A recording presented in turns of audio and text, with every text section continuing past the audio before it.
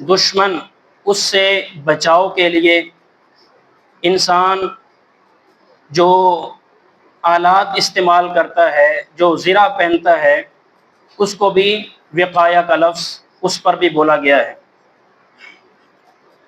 اور اس کی اصطلاحی تعریف شیخ محمد بن صالح العثیمین رحمہ اللہ نے اپنی کتاب تفسیر القرآن العظیم میں یوں کرتے ہیں کہ اتخاذ وقایۃ من عذاب اللہ بفعل اوامرہ واجتناب نواہی، کہ تقوی یہ ہے کہ اللہ رب العزت نے جن کاموں کو کرنے کا حکم دیا ہے ان کو کیا جائے، اور جن کاموں سے رکنے کا حکم دیا ہے ان سے رکا جائے، تاکہ اللہ رب العزت کے عذاب سے بچا جا سکے۔ اس کا نام تقوی کہلاتا ہے۔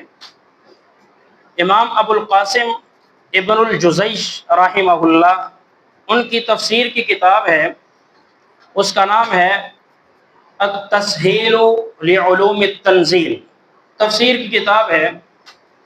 انہوں نے اپنی تفسیر کی کتاب کے اندر جلد نمبر 1 صفحہ نمبر 69 میں ذکر کرتے ہیں مراتب التقوی خمس، کہ تقوی کے مراتب وہ 5 ہیں۔ نمبر 1 مقام الاسلام۔ مقام الاسلام کا مطلب یہ ہے کہ ایک شخص نے اسلام قبول کیا، اسلام کے دائرہ کار میں داخل ہوا، اسلام کے دائرہ میں داخل ہونے کے بعد وہ شرکیہ امور، کفریہ امور اور بدعت والے امور سے بچنے کی کوشش کرے، اور یہ تقوی کا پہلا مرتبہ ہے اور اس کا نام ہے مقام الاسلام۔ دوسرا مرتبہ ہے وہ ہے مقام التوبہ۔ مقام التوبہ کا ہمارے ہاں جو عمومی تصور لیا جاتا ہے وہ یہ ہے کہ انسان نے غلطی کی، انسان نے کوتاہی کی، انسان سے خطا ہوئی، خطا ہونے کے بعد جو انسان اللہ سے توبہ کرتا ہے اس کو مقام التوبہ کہتے ہیں۔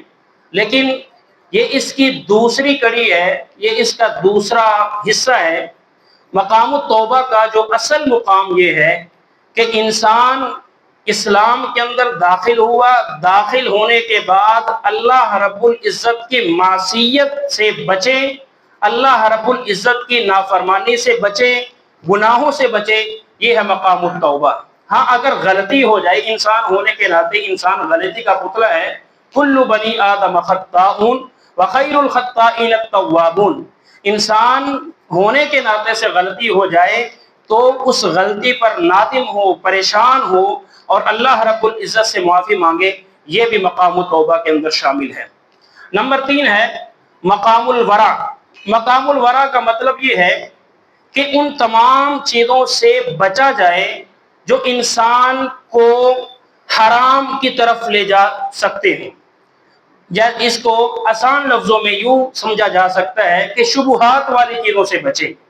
شبہات والی چیزوں سے بچنا یہ بھی جو تقوی کا ایک مرتبہ ہے اور اس کا نام ہے مقام الورع۔ مقام الزہد یہ چوتھا مقام ہے، یہ چوتھا مرتبہ ہے۔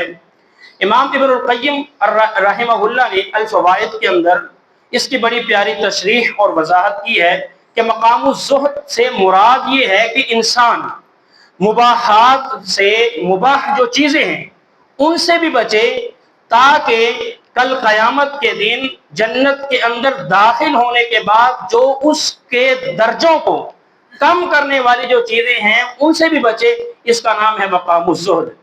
تو 5واں جو مرتبہ ہے، 5واں مقام ہے، وہ ہے مقام المشاہدۃ والاحسان۔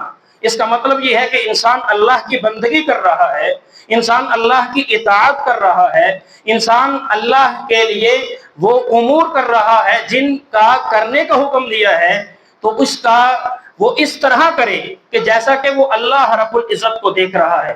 جبرائیل علیہ السلام رسول اللہ صلی اللہ علیہ وسلم کے پاس آئے، سوال کیا مل احسان، اے اللہ کے رسول صلی اللہ علیہ وسلم ذرا بتلائیے احسان کس کا نام ہے؟ تو آپ نے کیا فرمایا؟